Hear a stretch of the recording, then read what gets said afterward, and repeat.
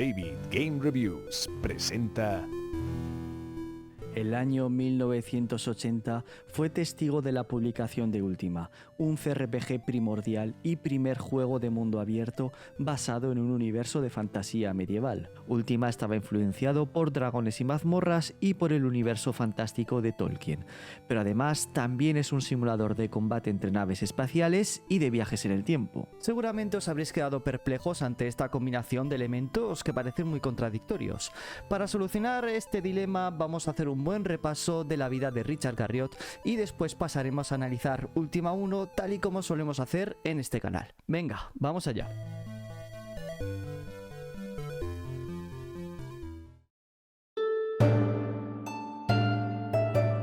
Richard Allen Garriott, nacido el 4 de julio de 1961 en Cambridge, Inglaterra, creció en Nassau Creek, Texas, ya que sus padres se mudaron allí cuando Richard era tan solo un bebé. Por eso Richard tiene la doble nacionalidad inglesa y estadounidense, ya que sus padres eran norteamericanos. Parece que el gran talento de Richard procede directamente de sus progenitores, ya que su madre, Helen, era artista y su padre, Owen, fue uno de los primeros científicos astronautas de la NASA. Este hecho marcaría de manera decisiva las decisiones vitales del joven Richard. Sus compañeros de escuela le enseñaron a jugar a dragones y mazmorras cuando era bastante joven, algo que se convirtió muy rápidamente en una pasión para él, sobre todo el hecho de ser director de juego o Game Master. Poco a poco se fue interesando por la construcción de mundos, más que en las mecánicas de combate. Este elemento lo fue imprimiendo en sus partidas, transportando a sus jugadores a un mundo inmersivo. No se trataba de jugar un juego, sino de transportarse a un mundo de fantasía. Richard también se consideraba como un estudioso de J.R.R. Tolkien, en el sentido de crear contexto alrededor de sus personajes. Cualquiera que haya leído o intentado leer cualquier obra de Tolkien sabrá muy bien de lo que estamos hablando. Junto a su pasión por los juegos de rol, Richard fue cultivando una inclinación por la programación informática, quizá influido por su padre, que era astronauta, como os decíamos anteriormente, que le llevó un día a una sala de ordenadores de la NASA. Huelga decir que el joven Richard se quedó impresionado y esto le marcó para el resto de su vida. Otra anécdota súper interesante que demuestra la pasión que Richard empezó a manifestar por la informática es que cuando iba al instituto, o en high school como dicen en Estados Unidos, consiguió engañar, digamos, o persuadir a sus profesores para cursar el lenguaje de programación BASIC como lengua extranjera. Esto fue lo que le permitió escribir su primer juego de rol, Akalabeth. Pero antes de entrar en detalle sobre el desarrollo de este juego de rol y muchos otros que desarrollaría más adelante, me gustaría explicaros de dónde procede su apodo Lord British que utiliza como personaje autorreferencial en sus títulos. Durante el verano de 1977, los padres de Richard lo inscribieron en un campamento de computación de 7 semanas en la Universidad de Oklahoma. Poco después de su llegada, algunos de los otros chicos del campamento se acercaron a presentarse. Al responder a sus saludos de Hi con Hello, consideraron que su forma de hablar sonaba británica y lo apodaron British. Este apodo ha perdurado y lo ha utilizado para varios personajes en sus videojuegos, incluido Lord British de la serie Ultima. Paradójicamente, Richard tiene acento estadounidense, ya que sus padres se mudaron a Estados Unidos cuando todavía era muy pequeño. Richard conjugó de manera natural sus dos pasiones, la informática y la dirección de partidas de rol. Así fue creando videojuegos que ofrecía gratuitamente a sus compañeros de clase para que así le ayudasen a testearlos. Al final acabó creando Akalabeth World of Doom cuando tenía 18 años en un Apple II y tardó en desarrollarlo entre 3 y 6 meses. Akalabeth fue diseñado por Richard usando el lenguaje BASIC, utilizando el mainframe del instituto en el que cursaba sus estudios, así como un Apple II que le compró su padre. El juego fue evolucionando durante años bajo el título D&D, con la ayuda de sus compañeros que oficiaron como beta testers del mismo. Cuando llegó a la versión 28B en 1979 pasó a llamarse oficialmente Akalabeth y se lo enseñó a su jefe, quien le autorizó a venderlo en la tienda en la que trabajaba. Además, este jefe le envió una copia de forma secreta a la California Pacific Computer Company, quienes contactaron con Richard para publicar el juego. Garriott, que ya tenía 18 años, voló a California con sus padres y llegaron a un acuerdo por el que recibiría $5 por copia vendida. En 1980, el juego, comercializado ahora por California Pacific, vendió la friolera de 30.000 copias, por lo que Garriott recibió $150.000 de la época. Nada mal para un juego que desarrolló originalmente por pura pasión. En Akalabeth, el jugador asume el papel de un aventurero encargado de derrotar monstruos y completar misiones en un mundo generado de forma sencilla. Combina gráficos en 2D y 3D, con mazmorras representadas en perspectiva tridimensional en primera persona y un mapa general en 2 dimensiones. Aunque rudimentario, estableció las bases para los RPG modernos, introduciendo mecánicas como exploración, combate y progresión del personaje. Como decíamos, el juego vendió lo suficiente para pagar sus estudios y en el otoño de 1980 entraría a la universidad en Austin, Texas, y empezó a trabajar en su siguiente RPG que recibiría el nombre de Ultimatum. Por desgracia, este nombre ya estaba registrado, por lo tanto se le cambió a Ultima. Su desarrollo duró 9 meses, un intervalo tan largo que fue algo inédito en el mundo del desarrollo de videojuegos en aquel momento. ¿Pero por qué le costó tanto tiempo? Vamos a analizar este tal Ultima para averiguarlo.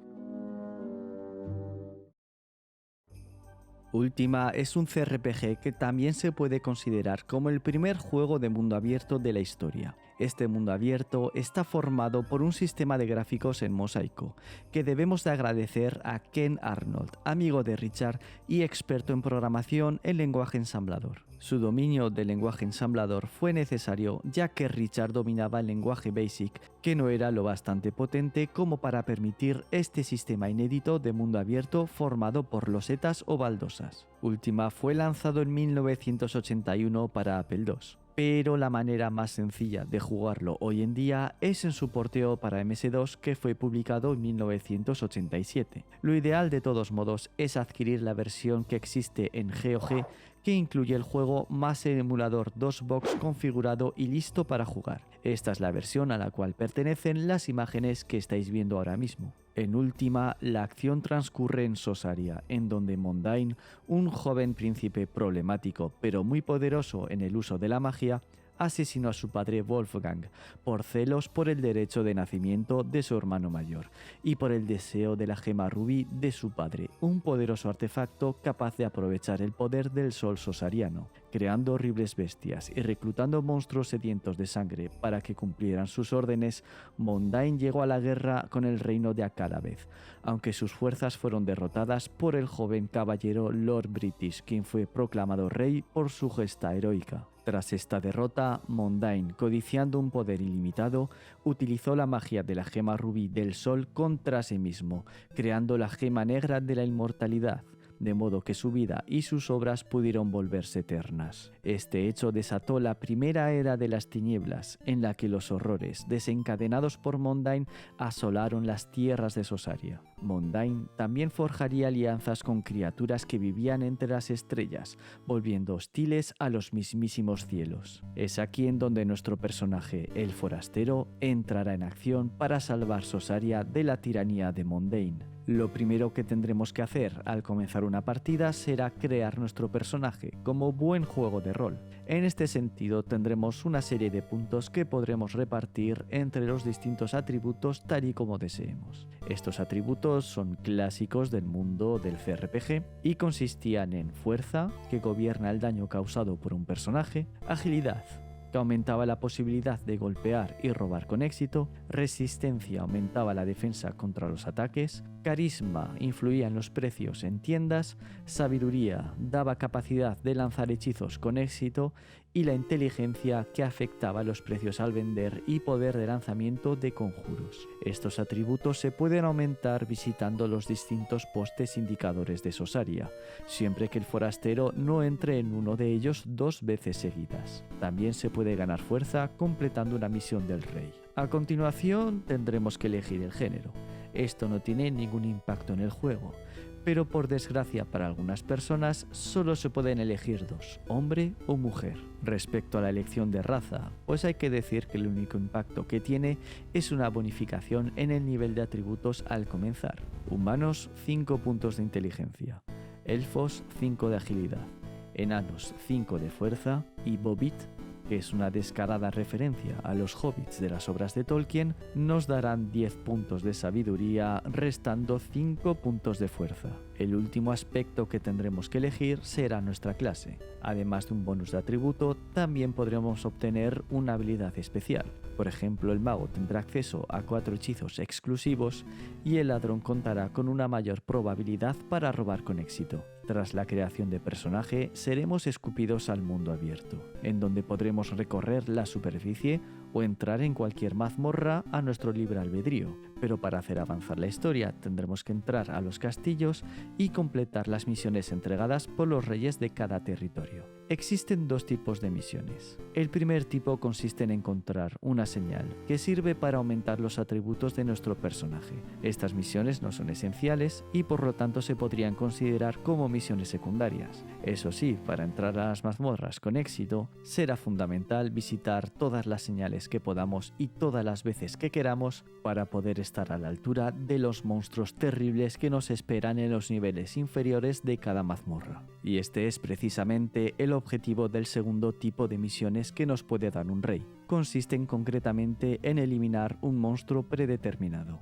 Al cumplir estas misiones, cada rey nos entrega una piedra mágica, hasta un total de 4. Como hemos mencionado, estos monstruos se encuentran en las mazmorras, que son generadas aleatoriamente al comenzar la partida y permanecen igual para siempre. Tienen 10 niveles y cuanto más abajo estemos, los tipos de enemigos son más peligrosos. Hay que tener especial cuidado con el cubo gelatinoso que nos va a fundir la armadura en un instante. Por lo tanto, es muy recomendable quitársela si vamos a bajar al nivel 3 o inferiores. El punto de vista en las mazmorras era en primera persona en 3 dimensiones, prácticamente idéntico a Calavez. Estas mazmorras son el lugar idóneo para conseguir oro y puntos de salud, o puntos de golpe o HP, como también son conocidos. Al salir de la mazmorra se nos va a otorgar una cantidad de HP proporcional al número de enemigos derrotados. Por lo tanto, si queremos farmear dinero y puntos de vida, será una buena estrategia quedarse en el primer y segundo niveles, eliminar a todos los monstruos que podamos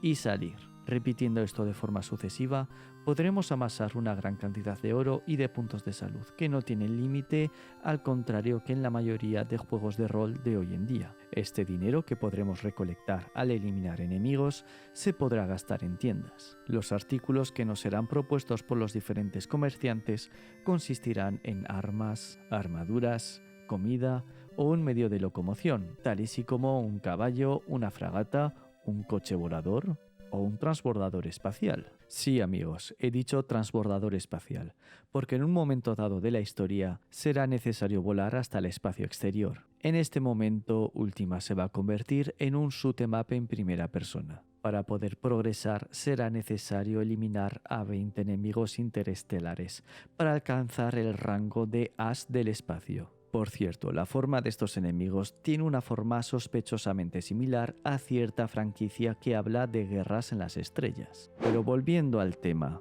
una vez seamos ases del espacio y hayamos conseguido las 4 gemas, deberemos rescatar a cualquiera de las princesas que se encuentran encerradas en los castillos. Parece que esto era una costumbre muy bien arraigada en Sosaria, ya que todos los castillos tienen una princesa encerrada. Esta princesa, al ser rescatada, nos va a revelar dónde hay una máquina del tiempo, que deberemos utilizar para viajar al pasado y derrotar al malvado Mondain antes de que se vuelva inmortal. Como veis, Ultima es un juego bastante sencillo, aunque contiene todos los elementos que forman parte del arquetipo del CRPG. Los viajes por el espacio están muy bien, pero vamos a volver a la Tierra para analizar este juego desde un punto de vista crítico. Vamos a pasar a dar una serie de puntos positivos y negativos desde el punto de vista de una persona interesada por los juegos RPG en el año 2025.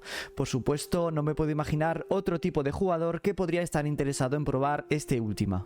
Empecemos por los puntos negativos. El primero y más evidente son los controles nada intuitivos, sobre todo teniendo en cuenta los estándares actuales. Cada acción que deberemos ejecutar tales y como atacar, negociar, tomar una escalera, preparar un arma o ponerse una armadura, ver los atributos, tiene una tecla asignada y nos costará bastante acostumbrarnos. En segundo lugar, será necesario farmear durante bastante tiempo para alcanzar el nivel 10, algo que es necesario para terminar la historia. Y tercero, la curva de aprendizaje inicial es bastante elevada, sobre todo si no tenemos la costumbre de jugar a juegos de los años 80. Pero estos son 3 motas de polvo comparadas con los puntos positivos. El primero es el segmento en el que tendremos que viajar y combatir en el espacio. Me pareció bastante divertido y además rompe completamente la monotonía del juego. Además, al jugar Ultima, podremos entender de dónde vienen muchos de los paradigmas que podemos encontrar en los RPG de hoy en día. También es digna de destacar la exploración de mazmorras en primera persona, algo que fue alucinante en su época. También me pareció interesante la mezcla de elementos de fantasía medieval con la ciencia ficción, algo realmente inimaginable a la par que impresionante para un RPG tan primitivo. Y por último, y más importante, jugar una partida de Ultima nos hará sentir como testigos de un hecho histórico, único e irrepetible. Con estas premisas vamos a pasar a la recomendación. ¿Es aconsejable jugar a Ultima en pleno año 2025? Pues depende de tu perfil. Si no te importa mucho el RPG, lo vas a acabar quitando a los 30 segundos, por su implacable curva de aprendizaje impuesta por el rudimentario sistema de control y también por la ausencia explícita de indicaciones sobre las acciones que deberemos ejecutar en siguiente lugar. Pero si por el contrario te consideras como un apasionado o estudioso del RPG, este sistema de control no te impedirá disfrutar de una obra maestra. Además, te sentirás como parte de la historia y podrás disfrutar de un juego cuya existencia me parece un verdadero milagro, venido de la mano de uno de los más importantes pioneros de la historia de los videojuegos, el señor Richard Garriott. Sé que este juego puede resultar bastante intimidatorio debido a sus controles un poquito complejos y al hecho de no saber qué hacer. Por lo tanto, si este vídeo llega a las 1000 visualizaciones, yo me comprometo a hacer otro vídeo que será una guía básica para poder disfrutar plenamente de Ultima. Pero no te vayas todavía, ya que os invito a mirar este vídeo que habla de otro CRPG revolucionario y que fue la primera parte de una de las sagas más icónicas del mundo del RPG. Se trata del primer de Elder Scrolls, Arena.